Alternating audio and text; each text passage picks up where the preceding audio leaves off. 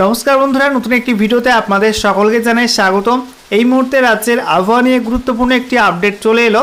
ইতিমধ্যে গাঙ্গেয় পশ্চিমবঙ্গের ওপর যে ঘূর্ণাবর্ত তৈরি হয়েছিল বা সাইক্লোনিক সার্কুলেশন তৈরি হয়েছিল, সেটা কিন্তু আরও শক্তি বাড়লো। সন্ধ্যের পর থেকে শক্তি বৃদ্ধি হয়েছে এবং সন্ধ্যের পর থেকে ইতিমধ্যেই দক্ষিণবঙ্গের একাধিক জেলাতে শুরু হয়েছে ঝড়। কোনো জেলায় ঝোড়ো হাওয়া, একই সঙ্গে তুমুল বৃষ্টি। ইতিমধ্যে আমাদের নদিয়া জেলাতে সন্ধ্যা 6টার পর থেকে শুরু হয়েছে ঝোড়ো হাওয়া, ব্যাপক ঝড় বয়ে যাচ্ছে, একই সঙ্গে তুমুল বৃষ্টিপাত, ভারী বৃষ্টিপাত চলছে দক্ষিণবঙ্গের বিভিন্ন জেলাতে। আপনারা কোন কোন জেলা থেকে এই ভিডিওটি দেখছেন অবশ্যই কিন্তু আপনারা কমেন্ট বক্সে কমেন্ট করে জানিয়ে দেবেন। এবং এই মুহূর্তে আপনাদের জেলায় আবহাওয়া কেমন রয়েছে, বৃষ্টি হচ্ছে কেমন, অবশ্যই কিন্তু কমেন্টে লিখে জানাতে ভুলবেন না। আপনারা ইতিমধ্যে শুনতে পাচ্ছেন ব্যাকগ্রাউন্ডে যে ব্যাপক বৃষ্টিপাত কিন্তু আমাদের নদিয়া জুড়ে চলছে। এবং একই সঙ্গে আপনাদেরকে জানিয়ে রাখবো যে এই সাইক্লোনিক সার্কুলেশন কিন্তু শক্তি বাড়িয়ে নিম্নচাপে পরিণত হওয়ার সম্ভাবনা রয়েছে। তবে এই সাইক্লোনিক সার্কুলেশন কোন গতিপথে এগোবে এবং আগামীকাল কেমন থাকবে আবহাওয়া, সেই সংক্রান্ত আপডেট দেবো আজকের এই ভিডিওটিতে। একই সঙ্গে গত 24 ঘন্টায় কলকাতা সহ গোটা রাজ্যের অর্থাৎ উত্তরবঙ্গ থেকে শুরু করে দক্ষিণবঙ্গের কোন কোন জেলায় কতটা বৃষ্টিপাত হয়েছে সেই রিপোর্টও কিন্তু প্রকাশ্যে আসলো। ইতিমধ্যে আলিপুর আবহাওয়া দপ্তরের তরফ থেকে পূর্ণাঙ্গ রিপোর্ট প্রকাশ করা হয়েছে যে গত 24 ঘন্টায় কোন কোন জেলায় কত পরিমাণ বৃষ্টিপাত হয়েছে, কোথায় সর্বাধিক বৃষ্টিপাত হয়েছে, সমস্ত কিছু কিন্তু প্রকাশ করা হয়েছে। তো সমস্ত কিছু আপনাদেরকে জানাবো এই মুহূর্তে লেটেস্ট আপডেট। তো ভিডিওটি ভালো লাগলে এবং ইনফরমেটিভ বলে মনে হলে অবশ্যই আপনারা ভিডিওটি একটি করে লাইক করে দেবেন, অবশ্যই ভিডিওটি শেয়ার করে অন্যদেরকেও ইনফরমেশনটি জানিয়ে দেবেন। সেই সঙ্গে নতুন দর্শক হয়ে থাকলে লেটেস্ট ভিডিওর আপডেট সবার প্রথমে পাওয়ার জন্য চ্যানেলটিকে সাবস্ক্রাইব করে নিয়ে পাশে থাকা বেল আইকনে ক্লিক করে অল নোটিফিকেশন অপশানটিকে অন করে রাখবেন। লেটেস্ট আপডেট আপনারা সবার প্রথমে পেয়ে যাবেন। তো বন্ধুরা, প্রথমে আপনাদেরকে দেখাবো অনলাইন ওয়েদার সিস্টেম থেকে যে এই মুহূর্তে ঘূর্ণাবর্ত বা সাইক্লোনিক সার্কুলেশনটা কোথায় অবস্থান করছে। তো দেখতেই পাচ্ছেন বন্ধুরা, এই মুহূর্তে সাইক্লোনিক সার্কুলেশন বা ঘূর্ণাবর্তটি গাঙ্গেয় পশ্চিমবঙ্গের একদম মধ্যবর্তী অঞ্চলে অবস্থান করছে। অর্থাৎ এদিকে আপনারা দেখতে পাচ্ছেন যে বীরভূম, মুর্শিদাবাদ, নদিয়া, পূর্ব বর্ধমান, হুগলি, হাওড়া, কলকাতা, সেই সঙ্গে উত্তর চব্বিশ পরগনা, এছাড়া আমরা দেখতে পাচ্ছি বাঁকুড়া, পশ্চিম বর্ধমান, সেই সঙ্গে পুরুলিয়ার কিছু অংশ, এই সমগ্র অঞ্চল জুড়ে কিন্তু এই সাইক্লোনিক সার্কুলেশনটা এই মুহূর্তে অবস্থান করছে। এবং যদি আমরা একটু প্লে করে দেখি তো রাতের দিকে কিন্তু এটা একটু সরবে এবং সরে যাবে উত্তর পশ্চিম দিকে। ঠিক আছে, উত্তর পশ্চিম দিকে সামান্য একটু সরবে, তবে পশ্চিমবঙ্গের মধ্যেই থাকবে। তবে আগামীকাল সকালের দিকে সেটা কিন্তু ঝাড়খণ্ডের দিকে চলে যাবে। ঠিক আছে, ঝাড়খণ্ডের দিকে সেটা গিয়ে লো প্রেশারে পরিণত হবে, অর্থাৎ নিম্নচাপে পরিণত হবে ঝাড়খণ্ডে।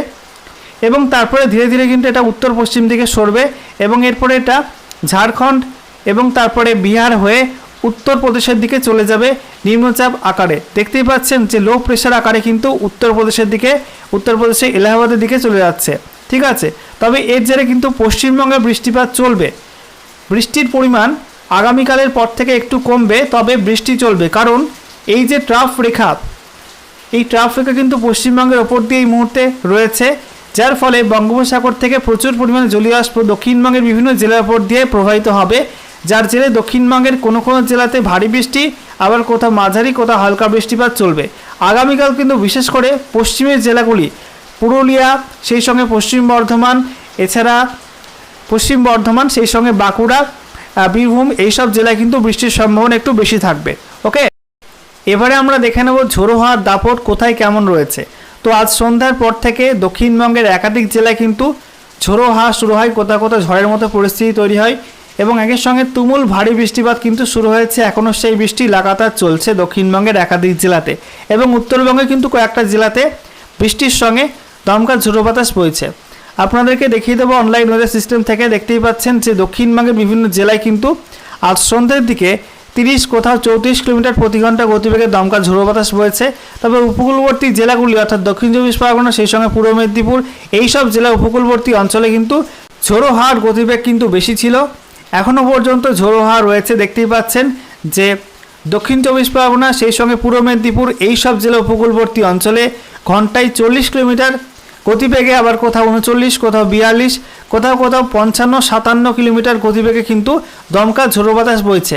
এদিকে আমরা দেখতে পাচ্ছি উত্তরবঙ্গের ক্ষেত্রে দক্ষিণ দিনাজপুর, সেখানে কিন্তু 52 কিলোমিটার প্রতি ঘন্টা গতিবেগে দমকা ঝোড়ো বাতাস বইছে কোথাও কোথাও, আবার কোথাও কোথাও উত্তর দিনাজপুরে কিন্তু 50 কিলোমিটার প্রতি ঘন্টা, কোথাও 48 কিলোমিটার প্রতি ঘন্টা এই গতিবেগে কিন্তু দমকা ঝোড়ো বাতাস বইছে। একের সঙ্গে বৃষ্টিও শুরু হয়েছে। একই সঙ্গে আপনাদেরকে জানিয়ে রাখি যে বাংলাদেশেও কিন্তু একই ছবি, বাংলাদেশে কিন্তু বিস্তীর্ণ অঞ্চলে ঝোড়ো হাওয়ার সঙ্গে বৃষ্টিপাত শুরু হয়েছে। এবারে আমরা দেখে নেব এই মুহূর্তে স্যাটেলাইট ইমেজ কি বলছে। তো এই মুহূর্তে আপনারা দেখতে পাচ্ছেন লেটেস্ট স্যাটেলাইট ইমেজ, যেখানে আমরা দেখতে পাচ্ছি পশ্চিমবঙ্গের বিস্তীর্ণ অঞ্চল জুড়ে কিন্তু এই মুহূর্তে মেঘে ঢাকা। রাতেও কিন্তু তুমুল বৃষ্টিপাত চলবে, যেহেতু বঙ্গোপসাগর থেকে মেঘের সাপ্লাই দক্ষিণবঙ্গের বিভিন্ন জেলাতে অনবরত চলছে। দেখতেই পাচ্ছেন এই মুহূর্তে নদিয়া, সেই সঙ্গে মুর্শিদাবাদের পূর্বাঞ্চল, একই সঙ্গে আমরা দেখতে পাচ্ছি কলকাতা, হাওড়া, হুগলি, ঠিক আছে, পশ্চিম মেদিনীপুর, এই সব জেলায় কিন্তু ভারী মেঘ রয়েছে। বিশেষ করে আমরা দেখতে পাচ্ছি এই মুহূর্তে বর্ধমানের ওপর কিন্তু ভারী মেঘ রয়েছে, সেখানে তুমুল বৃষ্টিপাত চলছে। বর্ধমানের বিস্তীর্ণ অঞ্চল, যেখানে খণ্ডঘোষ, মেমারি, এছাড়া আমরা দেখতে পাচ্ছি বর্ধমান শহর, গলসি, ভাতার, এই সমস্ত অঞ্চলে কিন্তু ভারী বৃষ্টিপাত চলছে। একই সঙ্গে আমরা দেখতে পাচ্ছি বাঁকুড়া জেলার পাত্রসায়র, কোতলপুর, এই সমস্ত অঞ্চলেও ভারী বৃষ্টিপাত চলছে। বৃষ্টি রয়েছে আরামবাগ, জগৎবল্লভপুর, দাসঘরা, এই সমস্ত অঞ্চলে কিন্তু ভারী মেঘ রয়েছে। এদিকে আমরা দেখতে পাচ্ছি চন্দননগর, পান্ডুয়া, সেই সঙ্গে আমরা দেখতে পাচ্ছি কলকাতার ওপর কিন্তু ভারী মেঘ রয়েছে, কোলাঘাটের ওপর ভারী মেঘ, খড়গপুরের ওপর কিন্তু ভারী মেঘ এই মুহূর্তে অবস্থান করছে এবং বিস্তীর্ণ অঞ্চল জুড়ে তুমুল বৃষ্টিপাত কিন্তু শুরু হয়েছে। একই সঙ্গে আমরা দেখব উত্তরবঙ্গের ছবিটা কি রয়েছে। উত্তরবঙ্গে কিন্তু খুব একটা বৃষ্টিপাত তেমন নেই। দেখতে পাচ্ছি যে দার্জিলিং জেলার ওপর কিছুটা মেঘ রয়েছে। বাকি উত্তরবঙ্গের যে 4 জেলাগুলি রয়েছে, অর্থাৎ জলপাইগুড়ি, কোচবিহার, আলিপুরদুয়ার, কালিম্পং, সেখানে কিন্তু খুব একটা মেঘ এই মুহূর্তে লক্ষ্য করা যাচ্ছে না।